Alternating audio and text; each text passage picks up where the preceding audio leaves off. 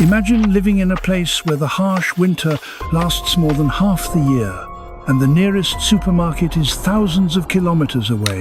What would you eat when the temperature around you drops to 64 degrees Celsius? I was simply astonished when I learned that in such a severe environment, the Inuit managed to find food that is not only nutritious and healthy, but also very tasty. First, frozen fish and meat chips. Imagine fish frozen so solid that it can literally be used to hammer nails. The Inuit slice this rock-hard fish into thin, almost transparent pieces and eat them like natural chips. Extreme cold preserves not only the freshness of the meat, but also the precious nutrients that are usually destroyed by heat. Imagine a clean, delicate, buttery taste that unfolds as the piece begins to melt in your mouth. When you travel across icy expanses at temperatures where your breath freezes in midair, eating a frozen slice means instantly getting protein and fat, two key components without which the body cannot produce heat. And now, meet the most beneficial fish, Arctic char. This amazing and beautiful fish is active at water temperatures just above zero and lives in conditions that paralyze most other fish species. Arctic char is very nutritious. A 100-gram serving contains more than 3,000 milligrams of omega-3 fatty acids. This is 3 times more than in farmed salmon. These essential fats support brain function and mood stability among the Inuit during the long polar night. The meat is also rich in vitamin D, which is critically important during months without sunlight. In winter, this fish is eaten raw and frozen for quick satiety during travel, while in the short summer, fish strips are air-dried or smoked over dwarf willow, creating a product with concentrated protein that can be stored for months.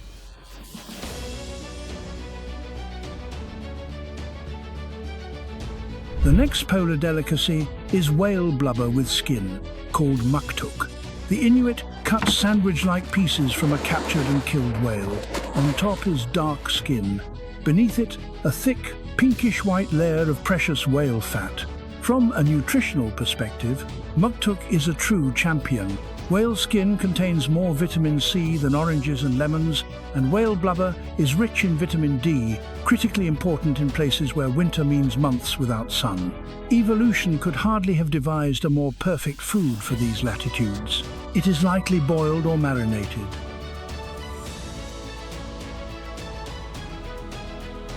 Some families even cut it into cubes and salt it before freezing, creating convenient portions for snacking. The human digestive system responds vividly to muktuk. The abundance of fat triggers a powerful metabolic response, generating significant heat as if a stove was switched on inside. This warming property makes it especially valuable before heading out into the bitter cold. The next dish is seal meat. After eating seal meat, the human body experiences a curious reaction. Blood flows to the digestive system to handle the dense food, creating a wave of warmth throughout the body.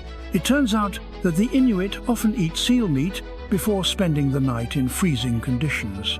This natural heating system keeps them warm until morning.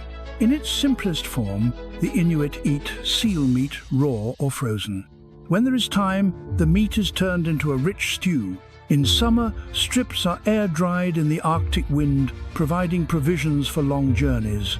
Seal meat is incredibly rich in iron and fat. The iron content is almost 4 times higher than in beef, and the fat contains special omega-3 fatty acids that protect against disease and help maintain mental clarity in conditions where a mistake can cost a life. And the most astonishing thing, modern research has confirmed what the Inuit have known for centuries.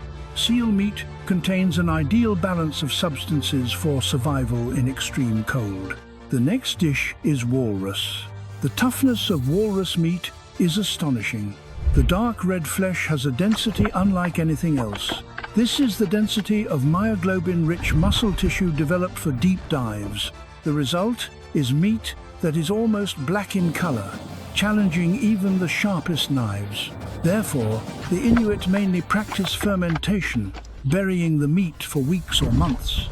Natural bacteria soften the connective tissues while simultaneously preserving the meat. The result is iguanak-aged walrus meat with a distinctive flavor and a soft texture. The taste is complex, with aromas unbearable to an unaccustomed nose, and is controversial even among connoisseurs. But the greatest treasure of the walrus is its fat, up to 15 centimeters thick. It is one of the most concentrated sources of energy in the far north. 1 square meter of walrus fat contains approximately 12,000 calories. This is enough for several days of heavy work in freezing conditions. Walrus liver contains an extremely high level of vitamin A, so concentrated that it is eaten in very small portions to avoid poisoning. This powerful organ of the walrus was traditionally shared among many members of the community. A special Inuit fish delicacy is fermented fish heads. They are buried in pits lined with grass. The pits create an ideal environment, cool enough to prevent dangerous bacteria, yet warm enough for beneficial microbes. After several weeks, the product develops a sharp, cutting aroma that can be sensed from afar. First-time tasters are surprised by the mismatch between the smell and the taste. Despite the aroma, properly fermented fish heads often have an unexpectedly mild and delicate flavor with complex umami notes and a creamy texture. Modern analysis confirms that fermented products contain beneficial probiotics that support gut health and immunity. Where fresh plants are seasonally unavailable, fermentation creates microbial diversity in the Inuit diet. Well then, let us continue exploring the fauna of the Arctic in search of food. And our next dish is Arctic mussels. The flavor of these mussels differs from their warm water counterparts. Extreme cold produces uniquely sweet, clean meat without a mineral aftertaste. Traditionally eaten immediately after harvesting, they deliver an explosion of oceanic flavor. Some Inuit describe it as the essence of the sea itself, pure, wild, and energizing. Arctic mussels contain remarkable concentrations of iron, selenium, and vitamin B12 nutrients that are especially deficient in winter. 1 cup of raw mussels provides more than 300% of the daily value of B12. Mussel shells are also put to use. Ground into powder, they provide a calcium supplement. Whole shells serve as containers, fasteners, or cutting tools. In the past, polished shells were used as reflectors for signaling or for detecting bears by their shadows. And the seaweed familiar to us as kelp or laminaria, a remarkable algae that thrives in icy water, provides a plant-based addition to the Inuit diet. Laminaria contains some of the highest natural concentrations of iodine, which is critically important for the thyroid gland and metabolism in conditions where the body must generate large amounts of heat. Laminaria supplies nutrients absent from land-based foods.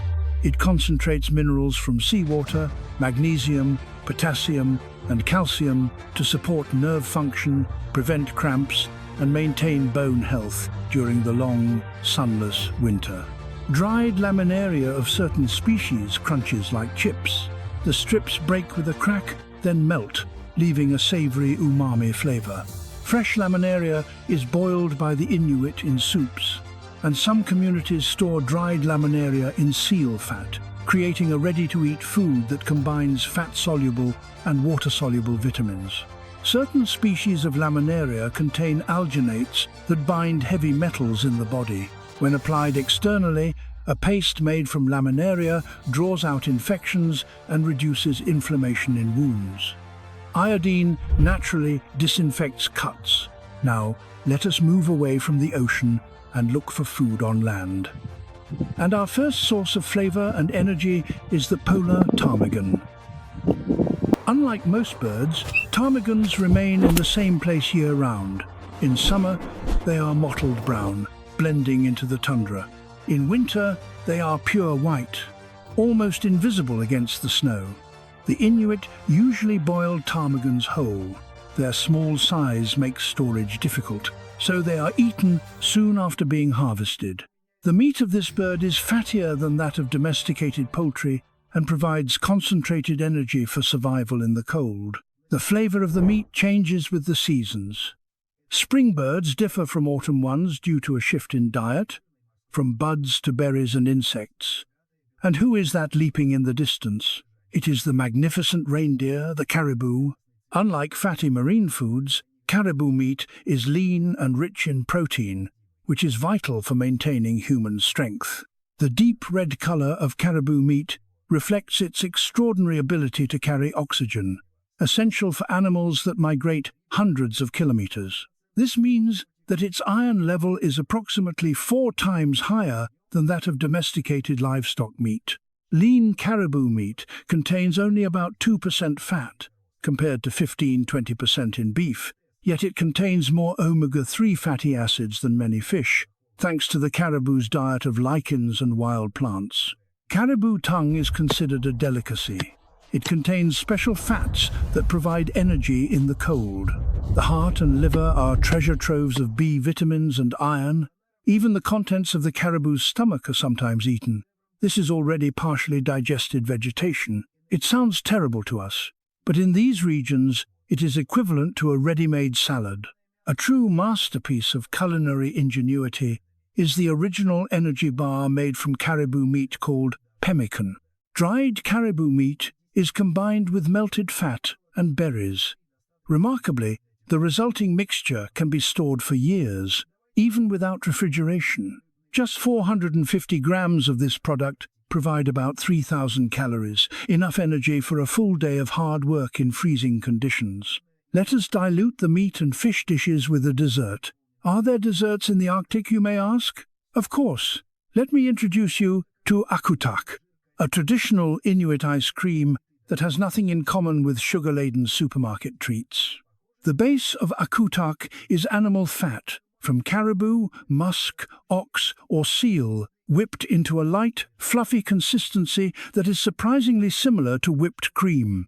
Wild Arctic berries and clean, freshly fallen snow are added to the airy fat mixture. The result is a texture somewhere between ice cream and sorbet. Crowberry, cloudberry, Arctic raspberry and blueberry bring essential vitamins and natural sweetness to the mix. The flavor of the berries intensifies in the cold, creating bright bursts against the rich, fatty base. Family recipes for akutak are passed down from generation to generation. Some add a pinch of salt to enhance the sweetness. Others use different combinations of berries depending on the season. Modern versions may include a spoonful of sugar, although traditionalists believe this dulls the complex interplay of flavors. 1 cup of traditional akutak contains approximately 800 calories, almost half of the daily requirement for a person engaged in heavy labor in freezing conditions. But how do Arctic berries manage to grow in such harsh environments? It turns out that northern berries use a special survival strategy. They grow very close to the ground, rarely higher than 10 centimeters, to remain within the thin layer of air warmed by the sun. Many species manage to complete a 2-year growth cycle within the short summer. They store energy in the first year and bear fruit in the second. This is truly astonishing. Crowberry, or waterberry, is one of the hardiest. These small black berries remain on the bushes all winter, improving in flavor after freezing.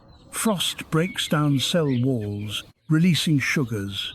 The Inuit harvest them year-round, even digging them out from under the snow. Crowberries contain more antioxidants than blueberries and include a compound that protects the human body from oxidative stress caused by cold. Cloudberry is another Arctic marvel. These amber-colored berries, resembling raspberries, contain 4 times more vitamin C than oranges. In a land without citrus, cloudberries prevented scurvy, the historic killer of northern peoples. The berries grow in wetlands, with their roots reaching into the soil above the permafrost.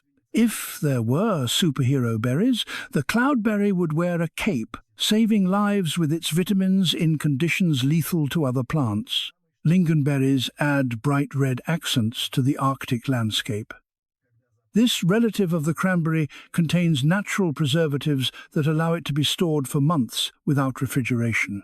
Their tartness comes from benzoic acid, the same substance used in industrial food preservation but in a natural form. When supplies are scarce in late winter, these self-preserving berries provide the Inuit with critically important vitamins. The Inuit traditionally eat berries with fatty foods, a combination that maximizes the absorption of fat-soluble vitamins. Berries harvested in summer are stored in seal fat, creating ready-to-eat winter food that combines multiple sources of nutrients. Arctic berries are a true treasure trove of vitamins and antioxidants. 1 cup of mixed Arctic berries provides a greater diversity of phytonutrients than most store-bought fruits. You may enjoy drinking hot, aromatic tea. Now imagine how much the Inuit enjoy it at temperatures of 65 degrees Celsius. Hot drinks not only warm the Inuit during cold polar winters, but also serve as medicine and lift the spirit. The warming effect begins even before drinking. Hunters warm their hands over a steaming cup. The most common traditional Inuit beverage is Labrador tea, made from the leaves of wild rhododendron. It contains compounds that enhance blood circulation in the extremities, which is critically important when there is a risk of frostbite. The leaves are harvested in summer, dried, and stored year-round. The flavor varies, depending on the place and time of harvest. Early summer leaves produce a lighter drink, while later leaves yield a deeper, earthier flavor. To aid digestion after fatty meals, special blends are prepared. Crowberry leaves steeped in hot water create a tonic beverage that helps digest proteins and fats. An infusion of pine needles provides enormous doses of vitamin C, 5 times more than orange juice. Tea, made from willow bark, serves as a natural aspirin, reducing pain and inflammation after long, strenuous journeys. The herbs and roots of the Arctic survive where ordinary plants would give up immediately. The shoots of fireweed, or Ivan tea, appear first of all. These spring shoots provide vital vitamin C after a winter without greenery. Young stems taste like asparagus with a peppery note. Cotton grass provides edible roots with a surprising carbohydrate content, critically important in a land where sugars are scarce. Traditionally, they are dug out of semi-frozen ground. The tubers are marble-sized, sweet and crunchy, resembling water chestnuts. Lime grass, or dune grass, grows along the coasts and produces intense aromas for protection. Its leaves contain essential oils that serve as both seasoning and medicine for colds. The concentration of oils is high. A couple of leaves can flavor an entire pot of stew. The most impressive are Arctic willows. Their inner bark contains natural salicylic acid, just like aspirin. Strips of bark, chewed or brewed, create a natural pain reliever. An original pharmacy without insurance or waiting lines. Modern research confirms that many Arctic plants contain concentrated bioactive compounds as part of their adaptation to extreme conditions. These same compounds provide therapeutic effects. And finally, the most nutrient-rich traditional product, blood soup. Preparation begins immediately after a successful hunt. Warm seal or caribou blood is collected in a container. Sometimes, small pieces of meat and fat are added, then it is gently heated until it becomes a thick, steaming soup. Some recipes include wild onions or coastal herbs for flavor and vitamins. The blood naturally thickens as the proteins slightly coagulate when heated. The consistency resembles a creamy mushroom soup, but with far greater nutritional value. The flavor has mineral notes balanced by rich meatiness. Blood soup is prepared in minutes, providing instant energy during journeys when strength is at its limit and time is short. This aspect is especially valuable when bad weather threatens and shelter must be set up quickly. Fresh caribou or seal blood contains remarkable nutrients: iron, protein, and B vitamins. The liquid delivers concentrated energy and warms the body from within. 1 cup of blood soup contains 7 times more iron than the same amount of beef stew. This is critically important for preventing anemia. Standing here, on the edge of the frozen world, I am astonished.